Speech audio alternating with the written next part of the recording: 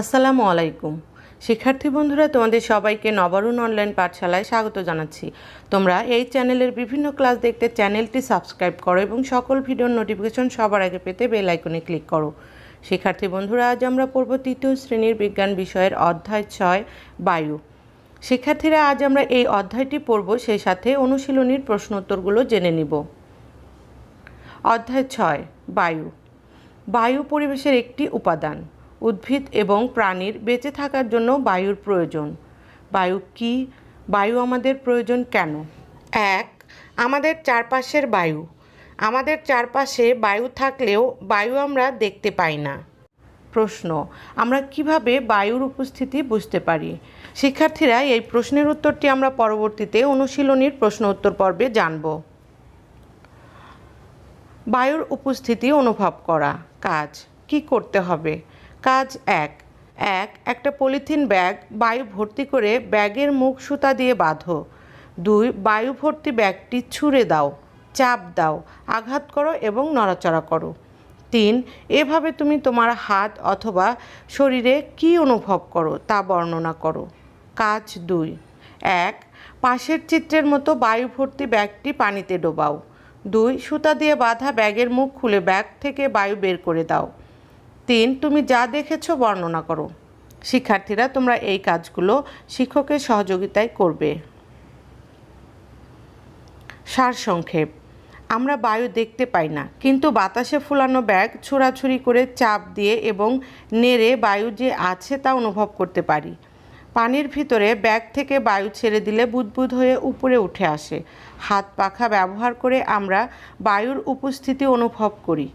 আমরা জানি আমাদের চারপাশে বায়ু আছে, কারণ বাতাসে গাছের ডালপালা ও পাতা নড়ে।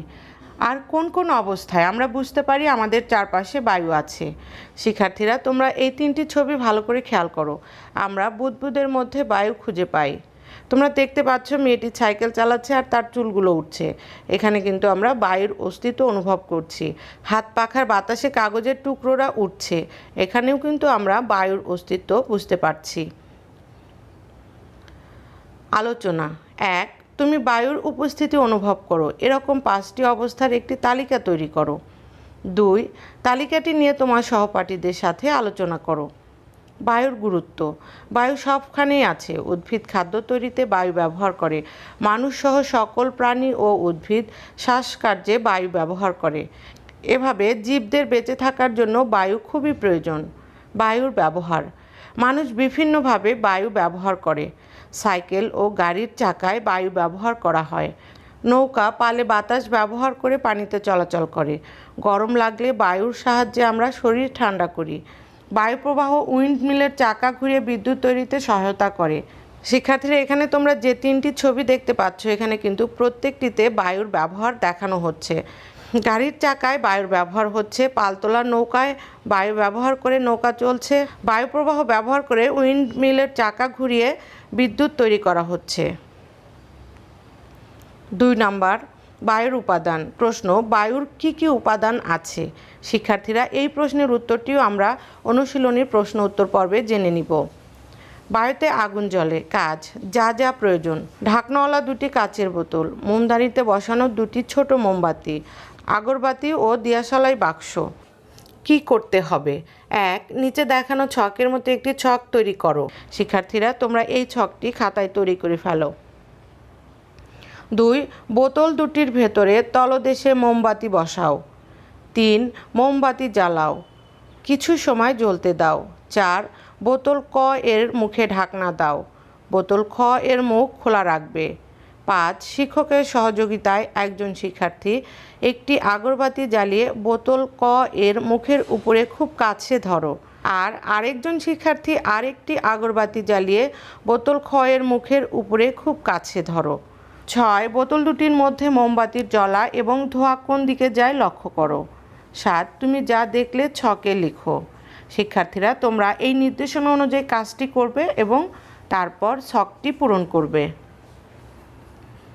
আলোচনা: তোমার তৈরি করা ছক অনুসারে তুমি নিজে নিচের প্রশ্নগুলো নিয়ে চিন্তা করো এবং পরে তোমার চিন্তা ভাবনা সহপাঠীদের সাথে আলোচনা করো। 1. বোতল ক এর মোমবাতির কী হয়েছিল? 2 বোতল খ এর মোমবাতির কি হয়েছিল? 3 বোতল ক এ আগরবাতির ধোঁয়া কোন দিকে যাচ্ছিল? 4 বোতল খ এ আগরবাতির ধোঁয়া কোন দিকে যাচ্ছিল? শিক্ষার্থীরা, তোমরা পূর্বে যে কাজটি করেছো সেই কাজগুলোর আলোকে এবার এই প্রশ্নগুলোর উত্তর তোমরা লিখবে। সারসংক্ষেপ: মোমবাতি জ্বলতে থাকার জন্য বায়ুর প্রয়োজন। খোলা মুখের বোতলে মোমবাতি জ্বলতে থাকে কারণ এতে বায়ু ঢুকতে পারে। বাতাসে বিভিন্ন ধরনের গ্যাস রয়েছে। বায়ুতে থাকা অক্সিজেন গ্যাস কোনো কিছু জ্বলতে সাহায্য করে। বন্ধ মুখের বোতলে মোমবাতি নিভে যায় কারণ বোতলের বায়ুর অক্সিজেন মোমবাতি জ্বালাতে ফুরিয়ে যায়। বোতলের ভেতরে বাতাসে তখন আরও একটি গ্যাসের পরিমাণ বেড়ে যায়, তাকে বলে carbon die oxide. Carbon die oxide কোনো কিছু জ্বলতে সহায়তা করে না। বায়ুতে বিভিন্ন গ্যাস যেমন nitrogen, oxygen, carbon die oxide, জলীয় বাষ্প ইত্যাদি থাকে। শিক্ষার্থীরা, তোমরা এখানে একটু খেয়াল করো, বায়ুতে কি কি উপাদান থাকে? বায়ুতে 4টি উপাদান থাকে, সেগুলো হলো nitrogen, oxygen, carbon die oxide, জলীয় বাষ্প। শিক্ষার্থীরা, তোমরা এই অংশটুকু মনে রাখবে। 3 নাম্বার, বায়ুর বিভিন্ন উপাদানের ব্যবহার। বায়ুর বিভিন্ন উপাদান আমাদের জীবনে ব্যবহৃত হয়। শিক্ষার্থীরা, আমরা বায়ুর যে 4টি উপাদানের কথা জানলাম, সেই 4টি উপাদান আমাদের কি কি কাজে ব্যবহৃত হয় সেগুলো এবার আমরা জানব। অক্সিজেন: অধিকাংশ জীবের বেঁচে থাকার জন্য অক্সিজেন প্রয়োজন। উদ্ভিদ খাদ্য তৈরির সময় বায়ুতে অক্সিজেন ছেড়ে দেয়। প্রাণী বেঁচে থাকার জন্য অক্সিজেনের উপর নির্ভর করে। হাঁপানি বা শ্বাসকষ্টের রোগীকে সরাসরি অক্সিজেন দিতে হয়। কার্বন ডাই অক্সাইড: উদ্ভিদের নিজের খাদ্য তৈরি করতে কার্বন ডাই অক্সাইড প্রয়োজন। কার্বন ডাই অক্সাইড আগুন জ্বলতে সহায়তা করে না, এজন্যে আগুন নেভাবার যন্ত্রে এই গ্যাস ব্যবহার হয়। সোডা জাতীয় কোমল পানীয় তৈরিতে কার্বন ডাই অক্সাইড ব্যবহার হয়। শিক্ষার্থীরা, তোমরা এই ছবিগুলোতে অক্সিজেন এবং কার্বন ডাই অক্সাইডের ব্যবহার দেখছো। নাইট্রোজেন: উদ্ভিদের বৃদ্ধির জন্য যে সার ব্যবহার করা হয় তাতে নাইট্রোজেন থাকে। বৈদ্যুতিক বাতির বাল্ব এবং আলুর চিপস জাতীয় খাদ্যের প্যাকেটে নাইট্রোজেন ব্যবহার করা হয়। শিক্ষার্থীরা, ছবিতে তোমরা নাইট্রোজেনের ব্যবহার দেখছো। আলুর চিপসের প্যাকেটে নাইট্রোজেন ব্যবহার হয়েছে। ইউরিয়া সার তৈরিতে নাইট্রোজেন ব্যবহার হয়েছে। আলোচনা: আমরা বায়ু কিভাবে ব্যবহার করি? 1. ডান পাশে দেখানো ছকের মতো একটি ছক তৈরি করে বায়ু ব্যবহার হয় এমন কাজের নাম লেখো। 2. তোমার কাজ নিয়ে সহপাঠীদের সাথে আলোচনা করো। শিক্ষার্থীরা, তোমরা এই ছকটি খাতায় লিখে ফেলো। এখন আমি তোমাদের এই ছকটি পূরণ করে দেখাবো। আমাদের জীবনে বায়ুর ব্যবহার: অক্সিজেন, আগুন জ্বালাতে অক্সিজেন ব্যবহার হয়। কার্বন ডাই অক্সাইড, সোডা জাতীয় কোমল পানীয় তৈরিতে কার্বন ডাই অক্সাইড ব্যবহার হয়। নাইট্রোজেন, চিপসের প্যাকেটে নাইট্রোজেন ব্যবহার হয়। 4 নাম্বার, বায়ু দূষণ। বিভিন্ন গ্যাস, ধুলা, ধোঁয়া এবং গন্ধ বাতাসে মিশে বায়ু দূষণ করে। বায়ু দূষণ জীবনের জন্য ক্ষতিকর এবং মানুষকে অসুস্থ করে। দূষিত বায়ু শ্বাস প্রশ্বাসের রোগ এবং হৃদরোগের কারণ হতে পারে। জীবদের দূষণমুক্ত বায়ু প্রয়োজন। বায়ু দূষণের কারণ: বায়ুতে ক্ষতিকর জিনিস বিভিন্ন উৎস থেকে মেশে। মোটর গাড়ি ও কলকারখানার ধোঁয়া বায়ু দূষিত করে। আগুনের ছাই ও ধোঁয়াও বায়ু দূষিত করে। সিগারেট খেলে নিজের স্বাস্থ্যের ক্ষতি হয়, এতে বায়ু দূষিত হয়। যেখানে সেখানে ময়লা আবর্জনা ফেলা এবং মলমূত্র ত্যাগ করায় বায়ুতে দুর্গন্ধ ছড়ায় ও বায়ু দূষিত হয়। শিক্ষার্থীরা, তোমরা নিচের যে ছবিগুলো দেখছো, এই ছবিগুলোতে দেখা যাচ্ছে বায়ু কিভাবে দূষিত হয়। বায়ু দূষণ প্রতিরোধ: মানুষসহ অন্যান্য প্রাণী ও উদ্ভিদের দূষণমুক্ত বায়ু প্রয়োজন। বায়ু দূষণ প্রতিরোধ করে আমরা বায়ু পরিষ্কার রাখতে পারি। মোটর গাড়ির পরিবর্তে পায়ে হেঁটে অথবা সাইকেলে চলাচল করে বায়ু দূষণ রোধ করা যায়। ময়লা আবর্জনা নির্দিষ্ট স্থানে ফেলে বায়ু দূষণ কমানো যায়। গাড়ির কালো ধোঁয়া রোধ করে বায়ু দূষণ কমানো যায়। শিক্ষার্থীরা, তোমরা ছবিতে দেখছো পায়ে হেঁটে এবং সাইকেলে চললে বায়ু দূষণ হয় না। আলোচনা: আমি কিভাবে বায়ু দূষণ রোধ করতে পারি? 1. ডানে দেখানো ছকের মতো একটি ছক তৈরি করো। 2. বায়ু দূষণ কীভাবে রোধ করা যায় তার একটি তালিকা ছকে তৈরি করো।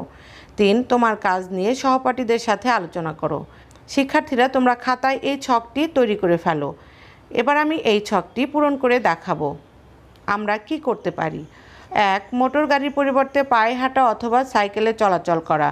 2 ময়লা আবর্জনা নির্দিষ্ট স্থানে ফেলা। 3 গাড়ির কালো ধোঁয়া রোধ করা। শিক্ষার্থীরা, এবার আমরা অনুশীলনীর প্রশ্ন উত্তরগুলো জানব। 1 নাম্বার, শূন্যস্থান পূরণ করো।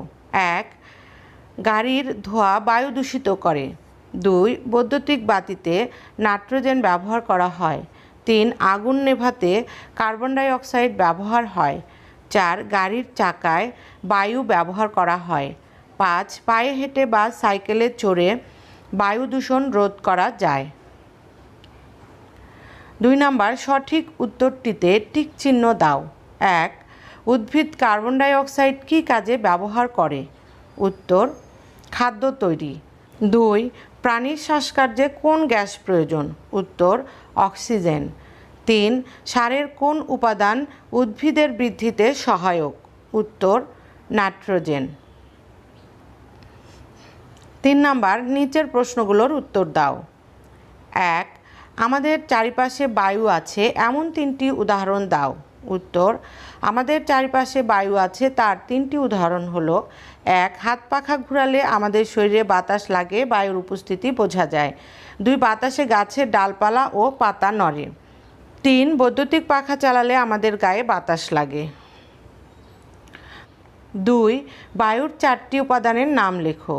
উত্তর, বায়ুর 4টি উপাদানের নাম হলো: 1 oxygen, 2 carbon die oxide, 3 nitrogen, 4 জলীয় বাষ্প। 3 বায়ু দূষণ প্রতিরোধ করার 3টি উপায় লেখো। উত্তর, বায়ু দূষণ প্রতিরোধ করার 3টি উপায় হলো: 1 মোটর গাড়ির পরিবর্তে পায়ে হাঁটা অথবা সাইকেলে চলাচল করা। 2 ময়লা আবর্জনা নির্দিষ্ট স্থানে ফেলা। 3 গাড়ির কালো ধোঁয়া রোধ করা। 4 নাম্বার, বাম পাশের শব্দের সঙ্গে ডান পাশের শব্দের মিল করো। উত্তর, বাম ডান। সার নাইট্রোজেন। আগুন নেভানো কার্বন ডাই অক্সাইড। প্রাণীর শ্বাস গ্রহণ অক্সিজেন। আলুর চিপসের প্যাকেট নাইট্রোজেন। সোডা জাতীয় কোমল পানীয় কার্বন ডাই অক্সাইড।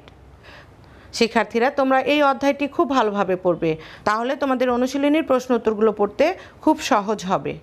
শিক্ষার্থীরা, তোমাদের সবাইকে অসংখ্য ধন্যবাদ। পরবর্তী ক্লাস দেখার জন্য তোমাদের আমন্ত্রণ রইল। এই ক্লাসটি যদি ভালো লাগে তবে তোমরা অবশ্যই ক্লাসটি শেয়ার করে দাও এবং লাইক বাটনে ক্লিক করো। এই চ্যানেলের অন্য ক্লাসগুলো দেখার জন্য ডিসক্রিপশন বক্স চেক করো। তোমরা সকলে সুস্থ, সুন্দর ও নিরাপদ থাকো সেই প্রত্যাশা রাখছি। আল্লাহ হাফেজ।